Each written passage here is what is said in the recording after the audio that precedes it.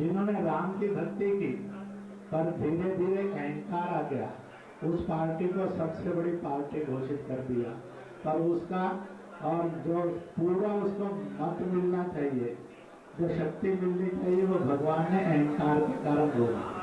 जिन्होंने राम का विरोध किया उनमें से किसी को भी शक्ति नहीं दी, सब मिलकर भी नंबर 1 इन्होंने नंबर 2 पर खड़े कर दिया। जरूर अहंकार को अगर किसी ने रोका है, वो जनता ने रोका है। अहंकार की राजनीति को जनता ने रोका है।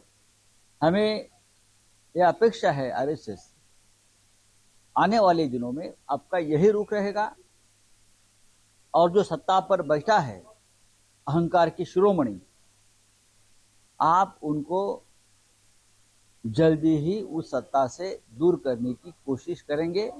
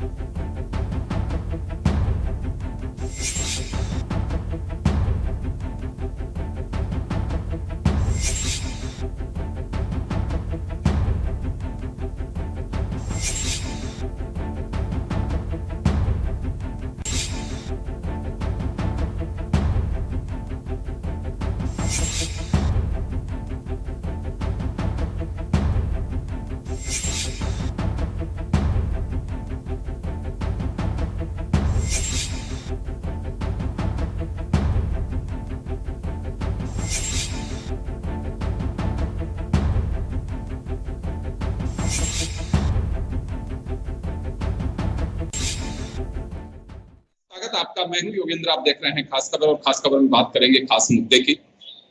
हर चुनाव के बाद एक समीक्षा होती है, उसकी रिपोर्ट तैयार होती है, जीत और हार दोनों की। बीजेपी में समीक्षा की बात की जा रही थी, लेकिन पता नहीं बीजेपी की रिपोर्ट कब आएगी। लेकिन संघ ने बीजेपी के हार के कारणों की समीक्षा शायद कर ली है। तभी मोहन भागवत जो संघ प्रमुख है और नंबर 2 के जो विशेष उनके अपने जो कर्ता धर्ता है उनमें से इंद्रेश कुमार, जिन्हें एक विशेष टास्क भी दे रखा है, उनका भी मानना है कि भाजपा के 241 पर आने का जो अहम कारण रहा वो अहम ही है, मेजर रहा, यानी कि अहंकार रहा वो कारण। और इसे कहा गया है कि भगवान राम ने न्याय किया है कि जो राम के लिए श्रद्धा पूर्वक काम कर रहे थे उन लोगों में अहंकार आ गया, तो भगवान ने 241 पे रख दिया। तो चलिए हम चर्चा शुरू करेंगे। मोहन भागवत, इंद्रेश कुमार, आने वाले दिनों में और भी कुछ इस तरह के बयान आ सकते हैं। तो बड़ी चुनौती क्या है बीजेपी के सामने? क्या बीजेपी अपने कारणों का गहन मंथन करेगी? मोदी जी के सामने या अमित शाह दिल्ली से जो जिस तरह के खत लिख दिए जाते थे, आदेश पारित होते थे, वो नीचे अधिकार पूर्वक एक ड्यूटी के रूप में मान लिए जाते थे। ऊपर का अधिकार नीचे ड्यूटी के एक एहसास कराता था कि ऊपर से अगर जो कह दिया वो कर्तव्य की तरह मानना है। क्या है इसके मायने, क्या हो सकते हैं, इलेक्शन में हम देखते थे अक्सर बीजेपी के स्पोक्स पर्सन जो एग्रेसिवनेस उनमें होती थी, कई बार कहा भी जाता था, आप लोग सब सीनियर जर्नलिस्ट जुड़ते थे कि इसका मतलब ये नहीं है, आप थोड़ा सा संयम के साथ में बात करिए, विषय कुछ और है, सामने वाले को बोलने नहीं देना, कुछ ऐसी चीजें हैं जो डिटेल में आरएसएस के कुछ लोगों से बात हुई तो निकल करके सामने आती है। खैर, 3 वरिष्ठ जर्नलिस्ट हैं जो ये पूरा वाक्य जो चल रहा है अभी, इसे हम समझेंगे उनसे कि क्या कुछ मान रहे हैं। आने वाले दिनों में नरेंद्र मोदी के सामने जिन्हें माना जाता था टीडीपी और जेडीयू बड़ी चुनौती है, या फिर संघ जिस तरह से मुखर हो रहा है अभी वो बड़ी चुनौती होगी। तो हमारे साथ इस मुद्दे पर चर्चा करने के लिए प्रमोद वशिष्ठ साहब हैं, राजीव जैन साहब हैं, श्याम सुंदर शर्मा साहब हैं। राजीव जी, आपके पास में आना चाहूंगा। मोहन भागवत साहब ने जो कुछ कहा, आर्टिकल्स के जरिए थोड़ा सा भी मंदा पड़ गया था उसका प्रभाव, लेकिन इंद्रेश कुमार ने यह कह करके कि मूल जड़ अहंकार रही 271 पर आने की, उसने एक बार फिर बहस को, नई बहस को, विचारों को जन्म दे दिया है। तो क्या लगता है कि आने वाले दिनों में कुछ और चीजें भी सामने आ सकती है इसी तरह से? देखिए, चुनाव से पहले ही कहीं ना कहीं आरएसएस जो संघ है, जो एक विचार परिवार के तौर पे भारतीय जनता पार्टी का जाना जाता है, वो कहीं ना कहीं भाजपा की जो मौजूदा नेतृत्व की जो कार्यप्रणाली थी उससे नाखुश था। तो संघ का एक बड़ा विचार ये रहता है कि व्यक्तिवादी मतलब जो नेतृत्व है या व्यक्ति जो प्रमुख बन जाता है वो उसको कतई पसंद नहीं करता। संघ की एक कार्यप्रणाली है, वो सामूहिक नेतृत्व में आगे बढ़ना चाहता है, लेकिन पिछले कुछ समय से भाजपा में व्यक्तिवादी राजनीति को बहुत ज्यादा बढ़ावा मिला, तो उसको लेके संघ ने कहीं ना कहीं अपनी नाराजगी भी जताई होगी पहले। लेकिन चुनाव के दौरान जब वोटिंग परसेंट पहले चरण दूसरे चरण में कम हुई तो एक सभी ज्यादातर विश्लेषकों का ये मानना था कि संघ इस बार सक्रिय रूप से कहीं काम नहीं कर रहा। तो तीसरे चरण के चुनाव में भाजपा के जो राष्ट्रीय अध्यक्ष हैं जेपी नड्डा, उनसे इंटरव्यू कहीं लिया गया, जो उन्होंने संघ को लेके ये कह दिया कि अब भाजपा अपने आप में ही एक बड़ी पार्टी बन गई है, अब संघ की जरूरत नहीं है, हम इतने मजबूत है। तो उन सब चीजें उस समय जो चीजें आई सामने, बयान जो आए इस तरीके के, तो उससे लगा कि कहीं वास्तव में खटास बहुत ज्यादा है। और जब नतीजे आए तो जिस तरीके से जो संघ प्रमुख मोहन भागवत ने जिस ढंग से कहा कि भाई अहंकार नहीं होना चाहिए, उन्होंने मणिपुर का भी जिक्र कर दिया कि 1 साल से वहां शांति कौन करेगा, शांत होना चाहिए। तो ये सब चीजें कहीं ना कहीं, वो अब इतने बड़े लोग हैं, संघ प्रमुख का एक दर्जा मतलब भाजपा के लिए तो के जो उनके समर्थक वर्ग है उनके लिए तो बहुत बड़ा है, उनकी कही हुई बात, तो इतना बड़ा आदमी कोई एक तो डायरेक्ट बात तो कहेगा नहीं, इशारों में ही समझाएगा। और संघ की ये एक तरीका भी है कि वो जो अपने अनुसांगिक संगठन होते हैं उनको कहीं ना कहीं इशारों में समझाते हैं कि भाई तुम्हारी जो कार्य पद्धति चल रही है वो गलत चल रही है, इसमें सुधार की जरूरत है। तो वो चीजें हैं। अब संघ की हर साल एक समन्वय बैठक भी होती है जिसमें उसके जुड़े हुए संगठन है वो उनके जो मुख्य पदाधिकारी हैं वो उसमें शामिल होते हैं। ये इस बार 31 अगस्त से केरल में होगी, 3 दिन की बैठक होती है। इसमें भाजपा का जो भी राष्ट्रीय अध्यक्ष होगा और संगठन महासचिव होगा वो वहां जाएगा, वहां बताएगा। संघ के जो वहां के पदाधिकारी या प्रमुख पदाधिकारी उनको निर्देश देंगे भाई आपकी ये कमजोरियां रही, आपने इस विचारधारा से कहीं अलग चले गए, जो व्यक्तिवादी राजनीति को अपना लिया वो कहीं घातक हुई, इस तरीके से आप नहीं पहुंच पाए। तो भाजपा भी कहीं ना कहीं इस चीज को अब समझ रहे भाजपा के नेता भी कि संघ का जो हमने उपेक्षा की इन दिनों, अपने आप को बहुत बड़ा संगठन संघ को अलावा अपने आप को ये साबित करने की कोशिश की कि भाजपा तो दुनिया की सबसे बड़ी पार्टी है, हमारा ही संगठन इतना मजबूत हो गया कि अब संघ की कहीं जरूरत नहीं है। लेकिन जो नतीजे आए उससे कहीं ना कहीं ये लगता है कि संघ ने भाजपा को एक आईना दिखाया है। इतनी जो उनकी अपेक्षाएं थी, उम्मीदें थी, उसमें जो कमी आई है तो उससे कहीं ना कहीं ये लगता है ये हुआ। अब इन दिनों संघ प्रमुख अभी कल से उत्तर प्रदेश के गोरखपुर में है। अब कल जो शनिवार आने वाला शनिवार है वहां जो उत्तर प्रदेश के मुख्यमंत्री योगी आदित्यनाथ और संघ प्रमुख की बातचीत मुलाकात का भी एक चर्चा आई है सामने की उनकी कल शनिवार को मुलाकात होगी। वैसे जो संघ प्रमुख का वहां जाना ये नतीजे के बाद अचानक ऐसा नहीं है। संघ के जो बड़े जो सर संचालक है या बड़े पदाधिकारी है उनके कार्यक्रम एक साल पहले ही निर्धारित हो जाते हैं। तो ये एक साल पहले ही निर्धारित कार्यक्रम था कि वो 5 दिन गोरखपुर में शुक्रवार से इतने दिन तक वहां रहेंगे। तो लेकिन अब नतीजे आ गए। अब गोरखपुर मुख्यमंत्री आदित्यनाथ का गृह क्षेत्र भी है, तो एक शिष्टाचार का भी नाता बनता है कि वो संघ प्रमुख से मुलाकात करें। तो इतने दो बड़े पदाधिकारियों की या कहीं बातचीत होगी, मुलाकात होगी, तो निश्चित रूप से चुनाव नतीजों की भी चर्चा होगी। ये चीजें बाहर तो आती नहीं है, लेकिन आप और हम लोगों का यही काम है कि इस पे एक अंदाजा लगाएंगे, इस तरीके की बातचीत भी हो सकती है। शायद संघ प्रमुख की तरफ से कुछ बताया जाए कि भाई यहाँ कमियां रही, अब संघ किस रूप में, अब 2027 में थी। देखिए, आपने संघ को भी बहुत नजदीक से देखा है, आपने कवर भी किया है, बीजेपी को भी कवर किया है। दौर बदल गया है बीजेपी का, हम कई बार इस बात को कहते हैं। यहाँ संघ को जब इस स्तर पे आएगा कि बीजेपी के पार्ट पे समन्वय बैठने की ना कोई पहल कर रहा है, ना संघ जो उन्हें गाइडेंस या एक सुझाव जो दे रहा है शायद माने नहीं गए होंगे, तब मुझे लगता है कि मोहन भागवत हो चाहे इंद्रेश कुमार हो, सार्वजनिक रूप से कहना पड़ा। या फिर ये माना जा सकता है कि दोनों के बीच डिफरेंसेज इलेक्शन के दरमियान शुरू हो गए थे।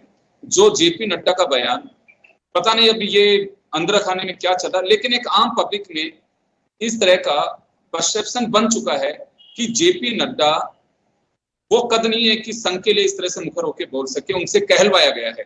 कैसा लगता है? देखिए, मतलब इसके अपन पृष्ठभूमि में जाए तो अब जैसे नरेंद्र मोदी हैं, वो संघ के प्रचारक रहे, पूर्णकालिक प्रचारक रहे। तो अब वो संघ से भाजपा में आए, भाजपा में काफी नेता, बड़ी संख्या में ऐसे नेता हैं जो संघ के प्रचारक या विस्तारक या पूर्णकालिक रहे हैं, लेकिन बाद में उनको राजनीतिक क्षेत्र में संघ की तरफ से ही भेजा गया। लेकिन संघ की तरफ से भेजा गया तो वो कहीं ना कहीं वो उन्होंने अपना कद इतना बड़ा बना लिया, तो वो ये समझने लगे कि संघ क्या है, कि संघ हमसे, तो संघ के निर्देश लेने की। जैसे आज आप देखिए कई राज्यों के मुख्यमंत्री जो पूर्णकालिक प्रचारक रहे, जैसे मनोहर लाल खट्टर अब महामंत्री भी हैं, खुद नरेंद्र मोदी स्वयं भी, अब जेपी नड्डा भी संघ के बहुत मतलब स्वयंसेवक रहे, नितिन गडकरी, ये सब तरीके के लोग हैं। लेकिन संघ क्या है कि उन चीजों को पसंद करता है जो संघ अपने अप्रत्यक्ष तौर पे कहता है। आरएसएस से कोई डायरेक्ट या सीधा किसी को राजनीतिक क्षेत्र में काम करने वालों को कहा नहीं जाता, उससे उम्मीद की जाती है कि वो संघ की विचारधारा के अनुरूप काम करे। मैं वापस लौट रहा हूँ आपके पास में, प्रमोद जी का रुख करना चाहूंगा। प्रमोद जी, क्या लग रहा है आपको, समन्वय नहीं बैठा तो चीजें बाहर आ रही है, चाहे जेपी नड्डा के माध्यम से आ रही हो या फिर संघ प्रमुख और इंद्रेश कुमार के माध्यम से आ रही हो, तो यहाँ कुछ लगता है कि मोदी भी कभी बैकफुट पे नहीं जाते हैं, जो उनका इतिहास है किसान बिल के अलावा। उन्हें ये लगता है कि जैसे भी राजीव जी ने कहा कि वो खुद संघ से आए हुए हैं, उन्हें सब कुछ मालूम है कि संघ की कार्य प्रणाली भी, कार्य पृष्ठभूमि भी किस तरह से चलती है, सब मालूम है उन्हें। तो मोदी को ऐसा लगता है कि देखिए रिजल्ट मुझे देना है कि और मैं जो कर रहा हूँ बेहतर कर रहा हूँ, तो ऐसे में लगता है आपको कि समन्वय बैठ पाएगा, या फिर इन बयानों के जरिए अब शायद बर्फ पिघल रही है और सामंजस्य बैठाने की कोशिश की जाए? देखो योगेंद्र जी, ये लोकसभा चुनाव का विवाद नहीं है। ये बात सही कि नड्डा ने चौथे चरण में, नड्डा जी ने कुछ सुर्रा ऐसा बयान दे दिया था जिससे विवाद हुआ, लेकिन ये जो विवाद है 3-4 साल पुराना है।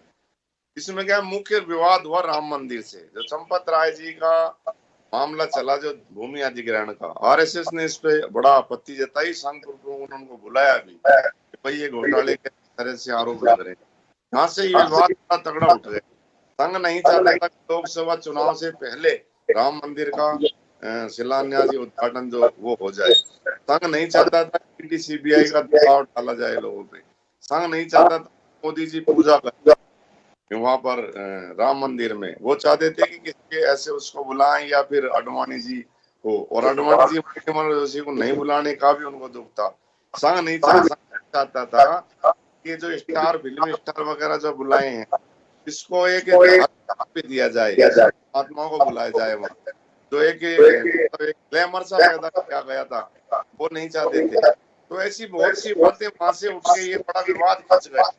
उससे वहीं से वहां से चलता चलता लोकसभा में भी ये सक्रियता जैसे बहुत कम चुनाव में देखने को मिलता है कि 7-8 सीट जो यूपी की थी उन पे विवाद हुआ, जिसमें कानपुर, रायबरेली और सारी काफी चीजें थी। तो यहाँ पे भी बड़ा विवाद इन टिकटों को लेकर भी हुआ। ऐसा सामने प्रमुख बात भी हुई है। तो ये जो विवाद हुआ, इससे क्या गिरावट के कारण संघ के कार्यकर्ता ने ऐसा माना जाता है काम नहीं किया। वो काम नहीं करने से भाजपा को जो नुकसान हुआ है, क्या हुआ, ये अलग बात है। लेकिन मैं आपको बता दूं कि दोनों ये एक सिक्के के दो पहलू हैं। ये बता दूं, ना तो भाजपा का संघ के बिना चल सकती, न संघ का भाजपा, क्योंकि संघ आइडियोलॉजी वाला संगठन है। अगर उनकी विचारधारा, उनके लिए विचारधारा फर्स्ट है। भाजपा विचारधारा मानेगी तो साथ रहने का वो रहेगा नहीं, विचारधारा उनकी कहीं नहीं मानी जाएगी तो ऐसा कि उनका संघ का चलता ही रहेगी। लेकिन चुनाव के बाद अभी कोई ऐसी बड़ी मीटिंग नहीं हुई है। अभी इन्होंने शुरुआत करी है बच्चे का, तो स्पष्ट रूप से झलक रहा है। लेकिन ऐसा लग रहा है कि भारतीय जनता पार्टी में जो नड्डा जी ने बयान दिया कि पहले हम कम सक्षम थे, अब हम सक्षम है, जो ये बयान दिया, तो इससे लग रहा है कि वहां भी मजबूती है। टकराने के हालात हैं, दोनों मजबूती से खड़े हुए हैं दोनों, ऐसा लग रहा है पूरा कि वही संघ वर्षों से जो दबाव करता आया है सरकार पे, सत्ता पे, और जो मनचाहा मंत्री पे, अब शायद मोदी जी उसको नहीं मान रहे, ऐसा लग रहा है। ऐसे हालात पैदा जो होते हैं, अब भविष्य तो पता नहीं क्या जैसा चलेगा। लेकिन फिलहाल तो बड़ा टकराहट की स्थिति है कि इतना एकदम साफ कह देना कि भगवान राम जी 100 साल में अश्वमेध कराते थे कि भाई शिक्षा मिले, कोई दुखी ना हो, कोई पीड़ित ना हो, गरीबों का कोई भूखा ना सोए, वो करते। तो इस तरह का जो बयान इंद्रेश जी ने दिया, इंद्रेश जी वो आदमी है जो जम्मू कश्मीर के प्रभारी रह लिए और जो मुस्लिम को संघ से जोड़ने के उस पर काम कर रहे हैं, पूर्व सैनिकों क्या है, तो जिनका बयान में एक बड़ा महत्वपूर्ण होता है क्योंकि उन्होंने ऐसा काम किया। बिल्कुल श्याम जी, आपके पास मैं आना चाहूंगा। जैसे मोहन भागवत साहब ने कहा कि सौहार्दपूर्ण भाषा नहीं थी, हम तो कई बार इस बात का जिक्र करते थे। तो आने वाले दिनों में क्या कुछ चीजें अभी प्रमोद जी ने क्लियर की कि अभी का नहीं है ये, अब तो ये थोड़ा फूट रहा है। कई दिन से गढ़ जम रहा था और जब स्थितियां ऐसी बनी तो पसा बाहर निकल रहा है। माफ करिएगा, किसी को बुरा नहीं लगे, मैं उदाहरण के रूप में समझा रहा हूँ। तो स्थिति अब ये बनती जा रही है। अब आगे क्या लगता है कि सामंजस्य बैठाने की कोशिश की जाएगी। एक बड़ी अच्छी बात कही अभी प्रमोद जी ने भी और राजीव जी ने भी कि देखिए मोदी संघ से निकले हुए, संघ की कार्य प्रणाली को बहुत अच्छे से जानते हैं, बेहतर जानते हैं, कि संघ को जिया है उन्होंने, खुद भी आजीवन प्रचारक हैं और अभी भी अविवाहित की तरह ही वो बिल्कुल जैसे प्रचारक होते हैं वैसे ही है। तो ऐसे में क्या लगता है कि संघ को अब पहली बार एहसास हो रहा है कि जो संघ चाहे वही नहीं हो सकता, या संघ बीजेपी को एहसास करा रहा है कि ऐसे दौर में बीजेपी कभी नहीं रही है कि ऊपर से आदेश दे और वो आदेश नीचे तक मानने ही पड़ेंगे, चाहे सही हो चाहे गलत। देखिए योगेंद्र जी, भाजपा तीसरी बार सत्ता में आई है और स्पष्ट रूप से सत्ता नहीं मिल पाई। अब देखिए इंद्रेश कुमार राष्ट्रीय कार्यकारिणी के सदस्य हैं आरएसएस के, तो इसका मतलब है कि वो जो अगर सार्वजनिक समारोह में जिस तरह का बयानबाजी कर रहे हैं उससे बहुत गंभीर चिंता का विषय प्रकट है कि संघ सरकार के प्रति भाव नहीं रखता। साफ कहा कि जो राम जी का नहीं घमंड आ जाए, जिसमें जिस तरह की स्थिति हो जाए, उसको स्पष्ट बहुमत नहीं दिया, 241 पे रोक दिया। और उन्होंने कांग्रेस को भी देने का काम किया कि जो थे उनको भी 234। और देखिए वहां देखिएगा जो अयोध्या से चुनाव हारे हैं लल्लन सिंह, उसको तो स्पष्ट रूप से कहा कि दंड दे दिया, 5 साल विचार करो। तो अब देखिएगा उन्होंने निश्चित रूप से कहा कि राम जी का किस प्रकार का जीवन था, किस तरह की स्थितियां थी। अब सरकार का जीवन तो वो है नहीं, सरकार तो कॉर्पोरेट के आधार पर चल रही है आजकल। अब देखिए चुनाव में जिस प्रकार की परिस्थितियां हुई और जेपी नड्डा ने अगर कहा है, जेपी नड्डा की क्या स्थिति है, अब मैं तो कह रहा हूँ राष्ट्रीय अध्यक्ष अगर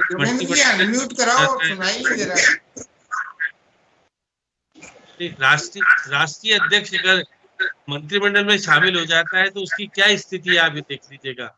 उसको मंत्रिमंडल में कभी शामिल नहीं होने। राष्ट्रीय अध्यक्ष तो बड़ा होता है, अब मंत्री का तो दर्जा छोटा होता है। अब उसका मतलब है कि आप काम तो नहीं कर पा रहे हो उस स्वच्छता से और जिस प्रकार से काम करने, इसका मतलब सरकार के अधीन होकर के जिस प्रकार का वातावरण व्याप्त हो गया है, निश्चित तौर पे मान के चलिएगा कि आने वाला कल किस प्रकार का होगा। जिस प्रकार से पहले ज्वाइंट सेक्रेटरी आरएसएस के लगाए गए थे मंत्रियों के, अब तो मंत्री भी आरएसएस कैडर के पूरे हैं नहीं, क्योंकि आपने तो दूसरे दलों का सहयोग लिया है, बहुत सारे दूसरे दलों के मंत्री भी बने, तो अब वहां तो आरएसएस की चलेगी नहीं।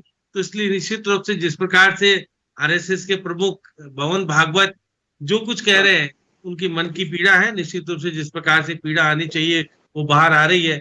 और ये पीड़ा निश्चित रूप से मैं कह सकता हूं कि एक भाजपा को पुनर्जीवन अर्पित करेगी या किस तरह की स्थितियां करेगी पता नहीं, क्योंकि यूपी के चुनाव होने और सही है गोरखपुर में अगर वो मौजूद है, और देखिए गोरखपुर में जा करके अगर वो देख, अब तो धरातल देखने लगे, अब ये कह रहे हैं कि भाई पहले से मौजूद था, और केरल में जाकर के अगर वो मंथन करेंगे तो अब तो मेरे को लगता है कि बीजेपी के राष्ट्रीय अध्यक्ष तो जाने वाले नहीं है, क्योंकि मंत्री बन गए हो।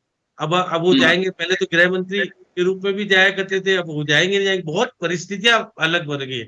हाँ, संगठन के महामंत्री बीएल संतोष हैं, उनकी कितनी चली कितनी नहीं चली आपने भी देखा, लेकिन इस चुनाव ने निश्चित तौर पर मनन चिंतन करने के लिए मजबूर कर दिया कि इतने व्यापक पैमाने पर आपने विभिन्न दलों के लोगों को शामिल किया बीजेपी में। 10,000 से अधिक नेता शामिल हुए और 113 सांसदों के टिकट काटे गए, और क्यों काटे गए क्या नहीं करे गए पता नहीं, किस तरह की स्थितियां बनी। तो इसका मतलब है कि माहौल तो खराब था। मोदी जी ने निश्चित रूप से 400 पार का नारा देकर के माहौल बनाने का प्रयास, लेकिन पहले चरण से ही चुनाव से ही पता लगने लगा था कि भाजपा की स्थिति क्या कुछ हो रही है। हाँ, निश्चित तौर पर जिस प्रकार से आरएसएस ने मन लगा के काम नहीं किया, उसी का परिणाम भाजपा को देखना पड़ा। सत्ता में आने से रह गई इंडिविजुअल स्तर पर सत्ता में, जैसे 303 आए थे 2019 में, जब निश्चित रूप से आरएसएस का पूरा इन्वॉल्वमेंट था, टिकट बंटवारे से लेकर के बहुत सारी चीजों को लेकर के। इस बार तो गडकरी को क्या स्थिति बना के रखी है आपने भी देखा कि लास्ट में जाके चलो उनको मंत्री बना देते भाई। राजनाथ सिंह वगैरह ने तो सब समर्पण कर दिया। तो ऐसी स्थिति में योगी आदित्यनाथ की जो स्थिति बनी, और आपने देखा कि जब शपथ ग्रहण समारोह के बाद जो मिला जुली हो रही थी, तो किस प्रकार से थप्पी देकर के उनको कहा, प्रोत्साहित किया। तो एक आने वाला समय बीजेपी का किस प्रकार का होगा। आरएसएस का जो इन्वॉल्वमेंट हुआ करता था, जॉइंट सेक्रेटरी लगते थे, अब वो नहीं लगने वाले।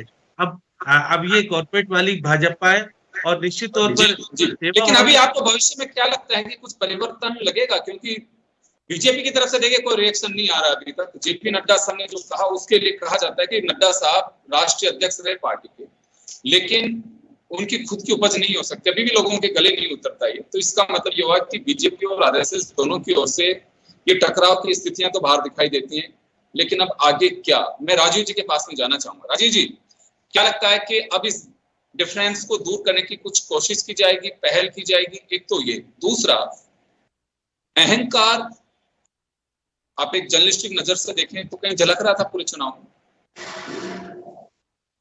देखिए, अहंकार संघ को लग रहा था या लोगों को भी लग रहा था कि भाषण जिस तरीके से हो रहे हैं, या जिस तरीके की संघ प्रमुख ने भी जो एक उल्लेख किया इस चीज को, कि अपने भाषणों में जिस तरीके से मैंने कर दिया, ये भाव आया था। मतलब ये चीजें आ रही थी कि हर चीज की मैंने कर दिया, कि ऐसा नहीं है, सबने मिलके किया।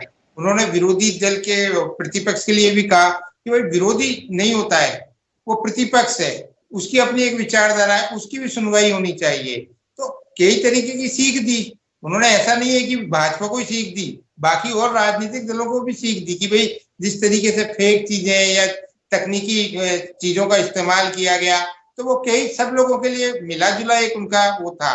लेकिन सबसे ज्यादा क्योंकि उनका भाजपा और संघ एक ही तौर पे माने जाते हैं कि भाजपा को कहीं ना कहीं संघ ही चलाता है, क्योंकि भाजपा में हर प्रदेश में संगठन महामंत्री या राष्ट्रीय संगठन महामंत्री या डेपुटेशन से ही जाते हैं, संघ के प्रचारक को ही लगाया जाता है, जो भाजपा में प्रदेश अध्यक्ष के बाद नंबर 2 की स्थिति रखता है।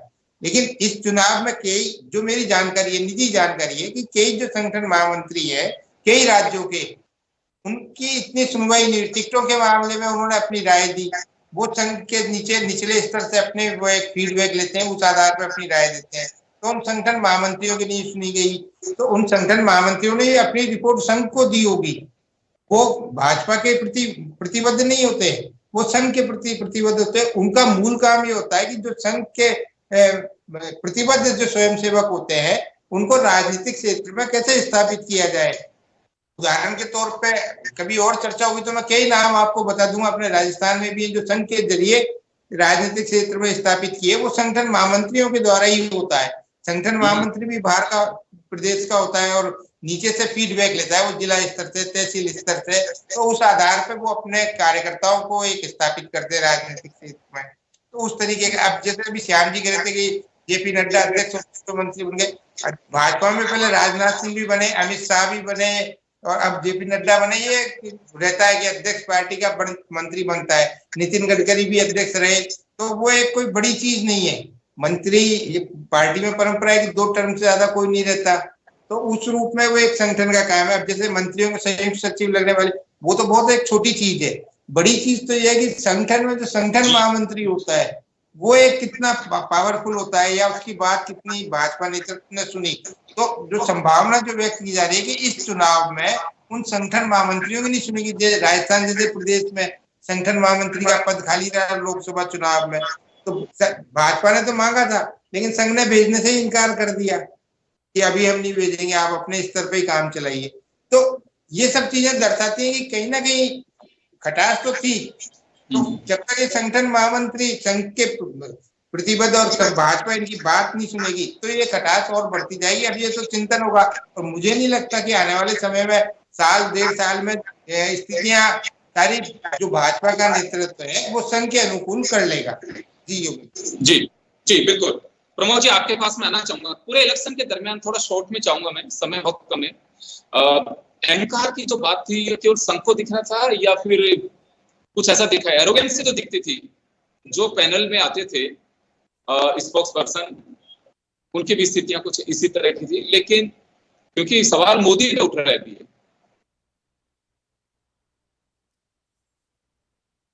अनम्यूट करिए सर, अनम्यूट करिए, म्यूट आपके यहाँ।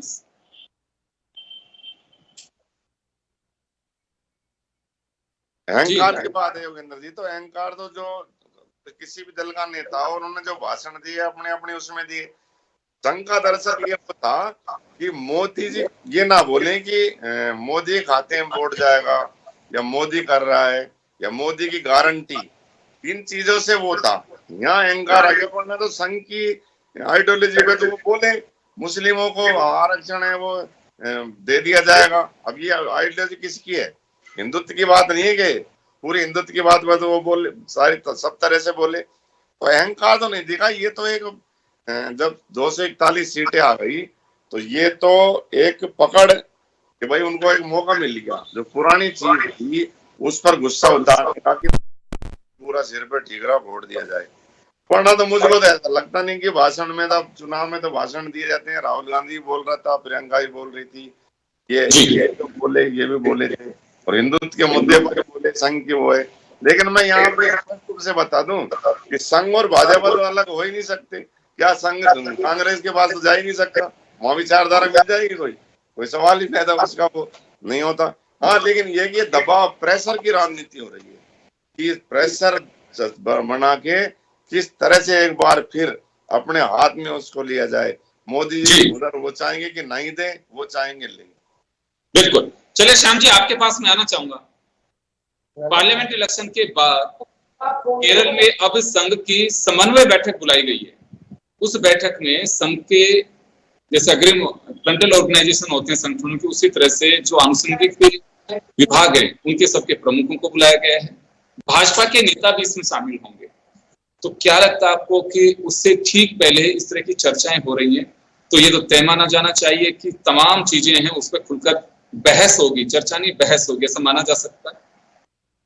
अब देखिए, केंद्र सरकार का गठन तो हो गया, और गठन में संघ के पृष्ठभूमि के लोग बहुत कम मंत्री बन पाए, जिस तरह से बार बार हो रही। मैं तो कह रहा हूँ, प्रदेश राष्ट्रीय अध्यक्ष होने के नाते जेपी नड्डा को जब तक मंत्री नहीं बनना चाहिए था जब तक वो राष्ट्रीय अध्यक्ष है। अब राष्ट्रीय अध्यक्ष भी अगर कैबिनेट का मंत्री बन जाएगा तो फिर दिशा निर्देश देने वाला कौन होगा? प्रधानमंत्री से बड़ा माना जाता है राष्ट्रीय अध्यक्ष। तो अब देखिए, वो अधीन हो गए तो फिर अधीन में तो फिर वो चीज रहती ही नहीं है। शुरू से अब तक ये देखा जा रहा था, जेपी नड्डा की जो स्थितियां हैं वो तो आपने देखा, उनको तो केवल मर्सी पर थोड़ा और टाइम दे दो, इनको लोकसभा चुनाव करा लेते हैं। तो देखिए, जिस प्रकार की निश्चित तौर पर जो संघ की भूमिका रहा करती थी कि प्रधानमंत्री कौन बनेगा, किस तरह की स्थितियां होगी, किस प्रकार से क्या सरकार की नीति रहेगी, सब रहेगी, बहुत सारा बातचीत होकर के बहुत सारी चीजें आती थी। इस बार क्योंकि भाजपा की सरकार नहीं है, ये एनडीए गठबंधन की सरकार है। वहां पर भाजपा के साथ साथ बाकी लोगों को भी शामिल किया है, चाहे भले उनको मंत्रालय कोई भी दिया हो। लेकिन आज की स्थिति में ये कहना संभव नहीं हो पा रहा कि जो संघ जिस तरह से 2014 और 2019 में प्रभावी भूमिका निभाता था सरकार में, मुझे लग रहा है उनकी भूमिका कम होती जाएगी, और कम होती जाएगी तो फिर वो महत्वता जो मिलनी चाहिए वो नहीं मिल पाएगी। अगर एक बार ये चीज शुरू हो गई है और उसमें सफलता, जैसे बीजेपी अपने दम पर 241 ही ला पाई, सत्ता नहीं ला पाई। अब जिस प्रकार से आगे आने वाले में महाराष्ट्र में चुनाव होंगे, यूपी में चुनाव होंगे, या हरियाणा में, तो बाकी जगह बहुत जगह चुनाव होने हैं। अब संघ किस तरह का निर्णय करेगा वो तो अभी केरल में तय होगा। अगर केरल में जिस प्रकार के 16 विभाग है, इनके प्रमुख जाएंगे और वो किस तरह की स्थितियां करेंगे नहीं करेंगे, अभी तो देखिए संघ अपने तौर तरीका तो अपनाएगा, और संघ भाजपा से दूर तो रह नहीं सकता, लेकिन सत्ता में रहने की जो प्रवृत्ति थी उसमें कमी आएगी। निश्चित रूप से राज्यपाल जितने संघ वाले लोग बन पाते थे वो उसमें भी कमी आएगी। तो ये सही है कि सत्ता और संगठन में जो समन्वय की दृष्टि से जिस तरह का बहाव होता था वो कमी होगी, तो निश्चित रूप से एक अलग भाजपा का निर्माण हो गया, जो भाजपा में कांग्रेस और श्याम जी ये भी तो माना जा सकता है कि समय के साथ में इन चीजों को दुरुस्त किया जाएगा, क्योंकि अभी आने वाले दिनों इसी साल कई राज्य ऐसे होंगे जिनके विधानसभा चुनाव होंगे। संघ ने आगाह कर दिया है बीजेपी को कि जिस रूट पे बीजेपी चल रही है उसमें सुधार की गुंजाइश है। ये परफेक्ट रूट नहीं है जिसे आप मान के चल रहे हैं, तो इसमें बहुत बड़ी गुंजाइश है जिसमें सुधार, आपके व्यवहार में सुधार।